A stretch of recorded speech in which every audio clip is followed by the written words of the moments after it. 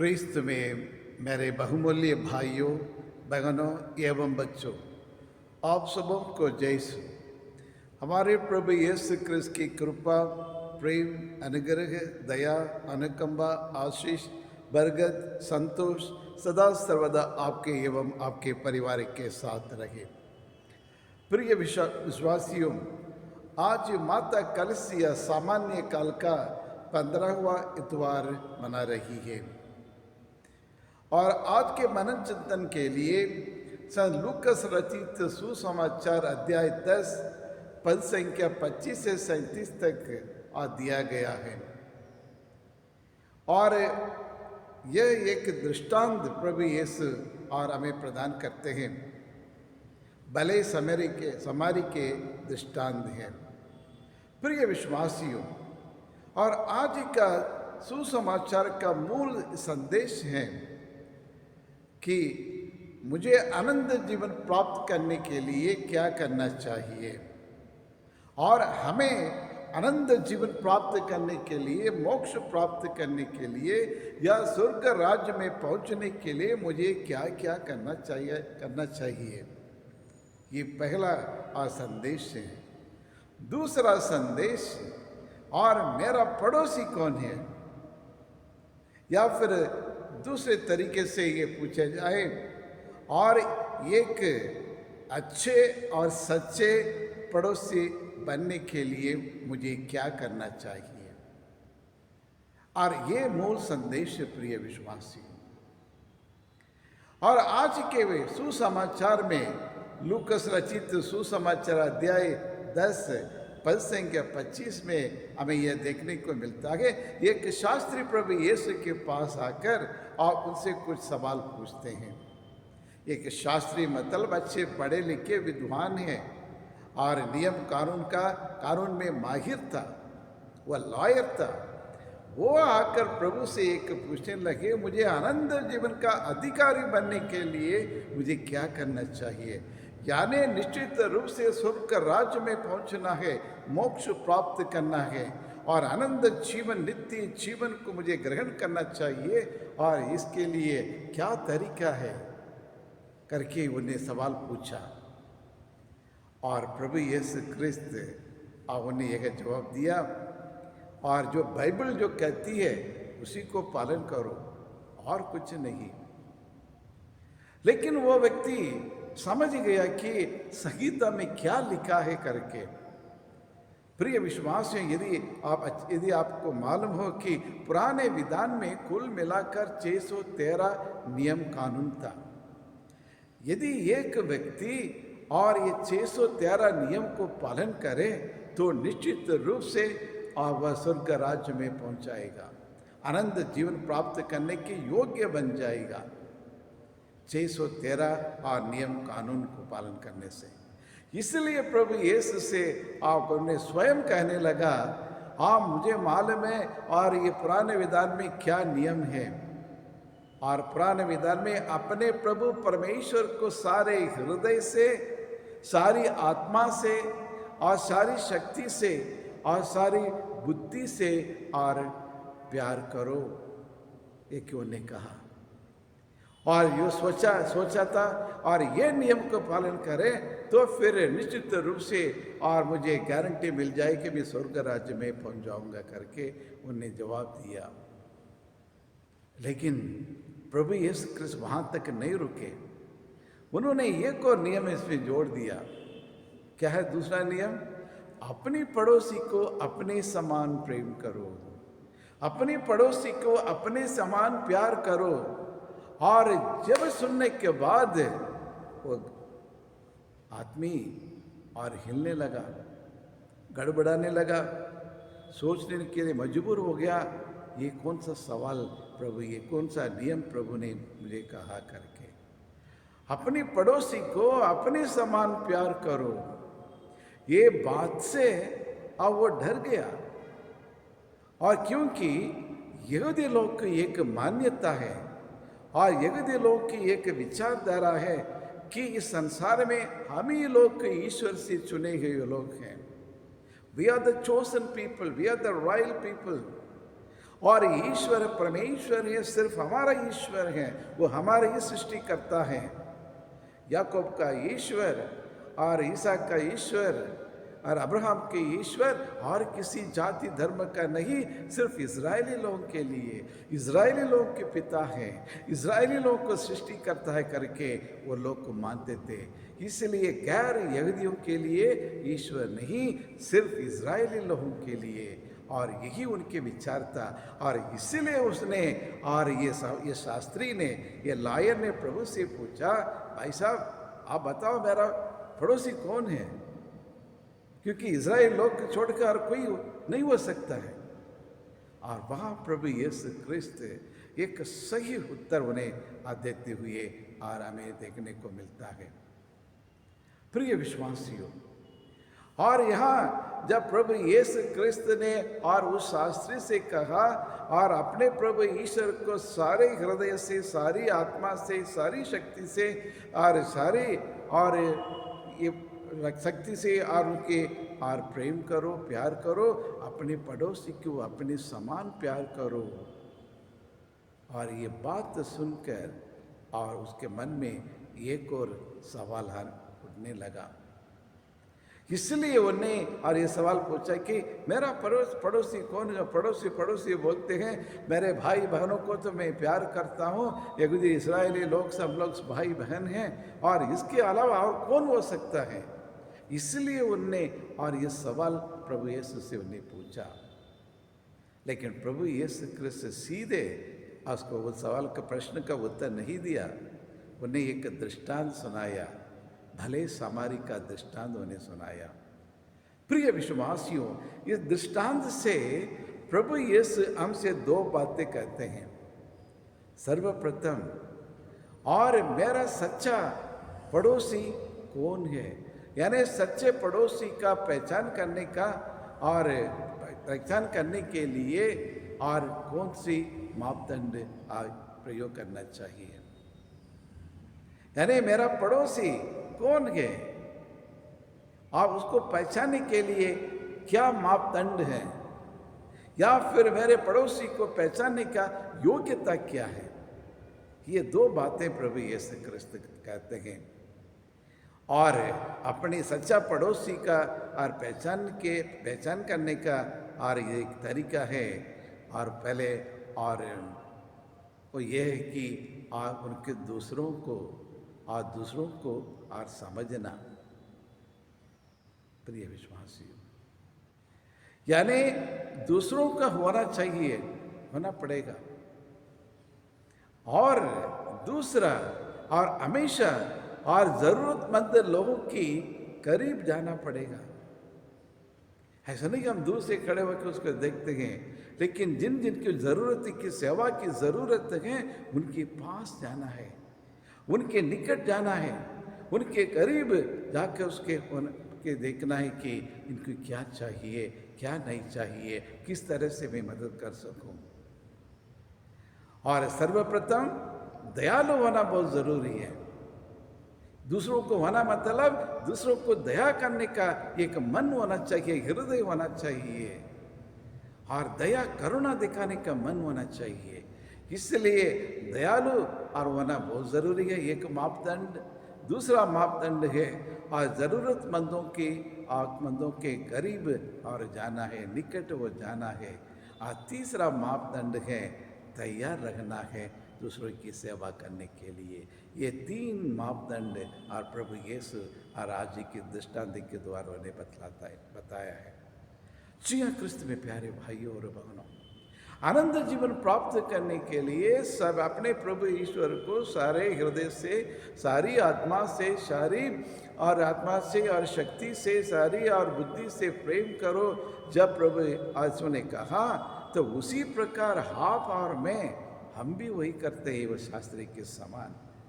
हम भी सोचते हैं कि और कलीसिया के नियम को पालन करो, 10 हुक्म का पालन करो, कलीसिया के 6 नियम को पालन करो, हर इतवार के मिसा बलिदान में भाग लो, और महीने में साल में 2 बार पाप स्वीकार करो, बड़े बड़े त्यौहार में भाग लो, और बाइबल का पठन करो, रोजरी माला करो, और नवीना में भाग ले, और क्रिसमस ईस्टर बड़े धूमधाम से और ये मनाओ, सब हो गया।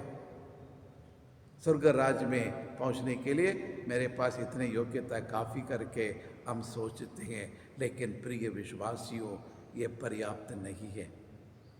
इसका मतलब ये नहीं है कि ये सब नहीं करना, ये सब करना ही है, लेकिन इससे बढ़कर भी है। और उस हमारे के समान हम भी यहीं रुक जाते हैं। ये सब करने से मात्र नहीं है प्रिय विश्वासियों। जिस प्रकार प्रभु यीशु ने कहा, आप एक सच्चे भले गडरिया बन जाओ, एक सच्चे भले समारी बन जाओ, एक सच्चे पड़ोसी बन जाओ। एक सच्चा पड़ोसी वही है दूसरों को दुख को देखकर उनका हृदय दया से भर जाता है, उनके मन में और करुणा उमड़ पड़ती है, और दूसरों के दुख तकलीफों को, परेशानियों को, मुसीबत को देखकर और जल्दी से जल्दी उनके पास, उनके करीब, उनके निकट में जाते हैं। सुना कि मेरे परिवार में फलान व्यक्ति वो बीमार हैं या अस्पताल में भर्ती हैं, और सबसे पहले मैं दौड़कर जाके उनके पास में जाऊं, उनसे बातचीत करूं, उनके दुख तकलीफों की सुनूं, और उनके लिए मैं प्रार्थना करूं। या फिर अपने परिवार में जो भी है और उनकी सेवा में करो। और यही होता है कि प्रिय विश्वासियों, और इतना ही नहीं, और जब कोई व्यक्ति मुसीबत में फंसे हुए हैं और उनकी सेवा करने के लिए हमेशा में तैयार होना बहुत ज़रूरी है। मान के चलिए आपके परिवार में बूढ़े माँ बाप हैं और जो कोई उनकी सुनता नहीं, उनकी सेवा करने के लिए कोई नहीं है, तो आप हमेशा उनके पास जाकर माँ बाप से, बूढ़े माँ बाप से बातें करें। अनाथ आश्रम में, वृद्ध आश्रम में जाके उन लोगों से मिले, उनसे बात करें और उनकी छोटी छोटी मददें करें।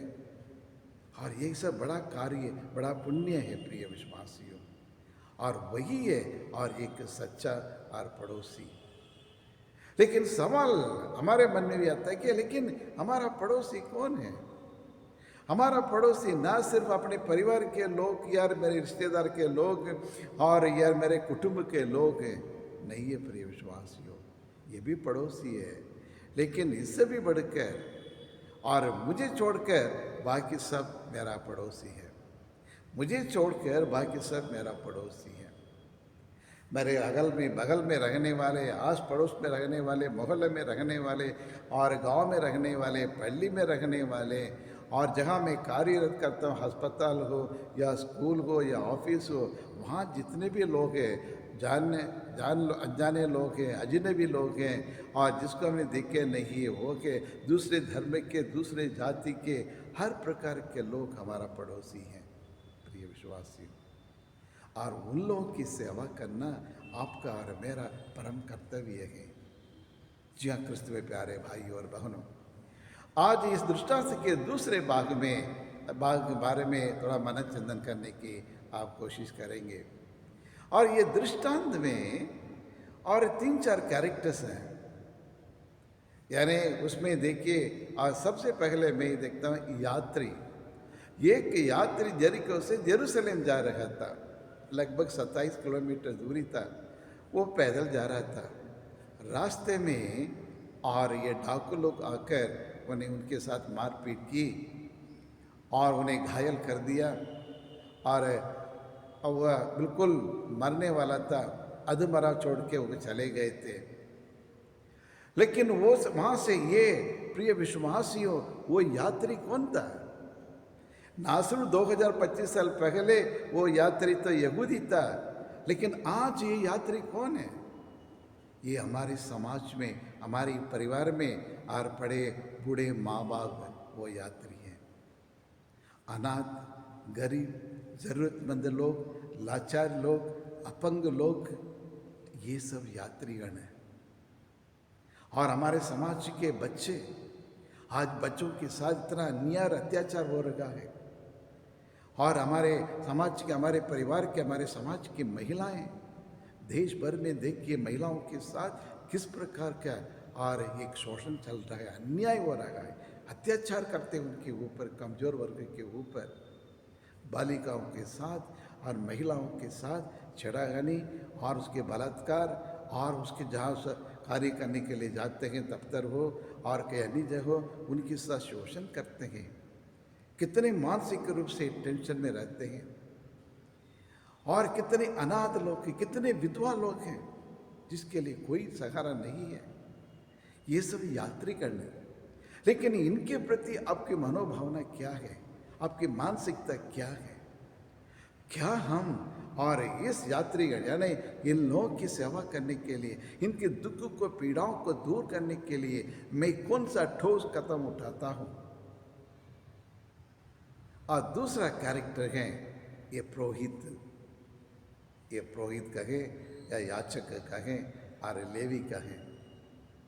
और ये पुरोहित, पंडित, याचक जो कहते हैं वो सिर्फ ये देखते हैं आध्यात्मिक रूप से मैं भला हूँ, मैं अच्छा हूँ, बस ऊपर ये देखते हैं ये परमेश्वर आपको धन्यवाद, आपकी आराधना, प्रणाम मरियम, ये पिता हमारे, सब यही बोलकर और मॉर्निंग प्रेयर, इवनिंग प्रेयर और 3 बार घर में प्रार्थना करने के बाद, मिसा बलिदान चढ़ाने के बाद, मिसा बलिदान में भाग लेने के बाद हम सोचते हैं मेरा काम हो गया है, पर्याप्त है, स्वर्ग राज्य में पहुंचने के लिए इतना काम पर्याप्त करके चुपचाप हम बैठ जाते हैं। लेकिन नीचे नहीं देखते हैं, ऊपर देखे ये ईश्वर मुझ पर दया करो कहते हैं, लेकिन नीचे पड़े हुए ये घायलों के प्रति, ये गरीबों के प्रति, लाचारों के प्रति, ज़रूरतमंदों के प्रति, परिवार में जो लोग हैं जो पीड़ित, अनेक प्रकार वेदनाओं से पीड़ित हैं, तिरस्कृत लोग हैं, इनके प्रति कोई और दया करुणा नहीं है। और नीचे तो उसको देखते भी नहीं है, दर किनारा करके हम जाएंगे उस पुरोहित पंडित के समान। ये दूसरा कैरेक्टर है। और तीसरा कैरेक्टर है एक भले समारी। प्रिय विश्वासियों, ये समारी कौन था? ये समारी ईसाई नहीं था, वह नॉट क्रिश्चियन, वह यहूदी नहीं था, वह गैर यहूदी था। यानी उनके साथ यहूदी लोग और ये बड़े लोग के, बड़े खानदान के, बड़े धर्म के लोग, जाति के लोग उनके साथ कोई व्यवहार नहीं, संपर्क नहीं रखते हैं, संबंध नहीं रखते हैं, संपर्क भी नहीं करते हैं, समाज से अलग हैं कि वो इंसान के रूप में नहीं माना जाता है, नीचे जाति के लोग हैं, छुआछूत लोग हैं, और इसलिए उनसे ना बातचीत करते, ना उनके साथ संबंध बनाते हैं और उनके दूरी रखते हैं। वह व्यक्ति एक समारी और वैसे वो रास्ते से जा रहा था, उनने देखा तो मेरा भाई वो घायल हुआ है और अधमर पड़ा है, तो उसको देख के उसके मन तरस आया और वो तरस के कारण उन्हें सोचा यो मेरा भाई को इतना बुरी तरह से मार डाल दिया, थोड़ी देर में मरने वाला है और पूरे इतने घायल हो गया कि उसकी शक्ति क्षीण हो चुकी है, ताकत नहीं है, और ऐसे हालत में छोड़ेंगे तो जल्दी मर जाएगा करके फटाफट उनके पास जो भी दागरस था, जो भी पट्टी तो साफ सफाई किया, पट्टी वगैरह बांधा, फर्स्ट एड उन्होंने किया और उठा के उसको अपने साथ में लेके और ले जाके अब वहाँ धर्मशाला में ले जाके वहाँ उनको भर्ती कर दिया। प्रिय विश्वासियों, देखिए वो ईसाई नहीं था और रोज संडे मिसा में नहीं आता था, रोसरी माला नहीं करता था, या माला विनती नहीं करता था, या पर्वों में त्योहार में और कोई चढ़ाने के लिए फल फ्रूट लेके नहीं जाता था, मोमबत्ती नहीं जलाता था, मिसा बलिदान नहीं चढ़ाता था। लेकिन उनने और ये कांग्रेट ये कार्य उन्हें किया है, एक पड़ोसी का काम उन्हें किया है, दयालु और उनके प्रति दयालु बने थे, और दयालु करने के बाद उस ज़रूरतमंद घायल व्यक्ति को मदद करने के लिए उसके निकट पास में जाके उसको अपने गले लगाया, बाहों में उन्हें लिया, उठा के अपने और वो सवारी के ऊपर रखकर उसको लेके गया। और उसकी मदद कोई भी कोई भी खर्च करने के लिए तैयार था। यही है सच्चा पड़ोसी का मापदंड, प्रिय विश्वासियों। और यही समारी, और प्रभु यीशु ने उनसे पूछा, वो शास्त्री से पूछा, अभी बताओ ये 3 प्रकार के लोगों में से कौन सच्चा पड़ोसी? और वो शास्त्री के मुंह से निकला वो समारी जिन्होंने और उसको जीवन बचाया। यही प्रेम सच्चा प्रेम है, प्रिय विश्वासियों। सच्चा प्रेम हमेशा दूसरों की परेशानी को अपनी परेशानी समझते हैं, दूसरों को दुख का अपना दुख समझकर और उसको दुखों को दूर करने के लिए, उनकी पीड़ाओं को दूर करने के लिए आगे आते हैं। आज समाज में देखिए सब स्वार्थी बन गए हैं, कोई किसी से कुछ लेना देना नहीं है। सर मेरा और मेरा परिवार, हम हमारा परिवार यहाँ तक सीमित हो जाते हैं। चाहे पारिवारिक जीवन में क्यों ना हो या सन्यासी जीवन में क्यों ना हो, हम सब वही कर रहे हैं। दूसरों की कोई परवाह नहीं है, बोलेंगे बहुत बड़ी बड़ी बातें हम करेंगे, ये करेंगे वो करेंगे, लेकिन जब वक्त आने पर संकट के समय कोई साथ देने वाला कोई नहीं है। संकट के समय किसी का साथ देकर और उसके सांत्वना देने वाला कोई नहीं है। जी प्रिय विश्वासियों, आइए आज प्रभु यीशु क्रिस्त आपको और मुझको विशेष करके अभिषिक्त लोग आप और मैं, यानी हम ईसाई लोगों से और यह एक संदेश से भेज रखेंगे, मेरे पास आओ, सच्चा पड़ोसी बनो। सिर्फ मिसा बलिदान में भाग लेने से नहीं, बाइबल पढ़ने से नहीं, माला विनती करने से नहीं, लेकिन कॉन्क्रीट में आप अपने परिवार में, आपके बूढ़े माँ बाप होंगे, वहाँ एक विधवा होंगी, अनाथ होंगे, अपंग होंगे, कई सालों से महीनों से पीड़ित, बीमारी से पीड़ित व्यक्ति होंगे, रोगी होंगे। आप उनकी सेवा करो, उनके पास जाकर बैठो, उनको दुखों को सुनो।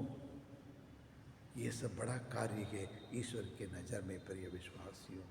यदि इसी तरह हम यदि एक अच्छे भले पड़ोसी बन जाएं तो समाज सुधर जाएगा, हमारा पल्ली सुधर जाएगा और हमारा देश सुधर जाएगा, प्रिय विश्वासियों। तो आइए उसके लिए हम प्रार्थना करें। ये सर्वशक्तिमान शाश्वत परमेश्वर, हम आपको धन्यवाद देते हैं। पिछले 1 सप्ताह से जो भी अनुग्रह, आशीष, वरदान, बरकत हमारे परिवार के लिए दिए हैं, उसके लिए पूरे हृदय से हम आपको धन्यवाद देते हैं। सभी बलिदान में श्रेष्ठ बलिदान धन्यवाद का बलिदान, जिसे आप बहुत पसंद करते हैं प्रभु, हम आपको धन्यवाद देते हैं प्रभु, इस नया सप्ताह देने के लिए और हमारे परिवार को आशीष देने के लिए धन्यवाद। हमें से हर एक व्यक्ति को विशेष कृपा, आशीष, अनुग्रह, अनुकंपा प्रदान करने के लिए भी हम आपको धन्यवाद देते हैं। आज हमारे भारत देश के लिए हम प्रार्थना करते हैं, हर परिवार के लिए हम प्रार्थना करते हैं प्रभु, हर समाज के, धर्म के, जाति के, वर्ग के लोगों के लिए हम प्रार्थना करते हैं। हम में से हर एक व्यक्ति ना सिर्फ अपने लोगों के लिए, अपने परिवार वालों के लिए, अपने रिश्तेदारों के लिए, अपने कुटुंब के लोगों के लिए, बल्कि दूसरे धर्म के लोग, समाज के लोग, संस्कृति के लोग, भाषा के लोग, वो भी हमारा पड़ोसी हैं। उन्हीं की भी सेवा करने की और धैर्य, साहस हमें प्रदान करें। यही प्रार्थना हम करते हैं हमारे प्रभु यीशु क्रिस्त के द्वारा, आमीन।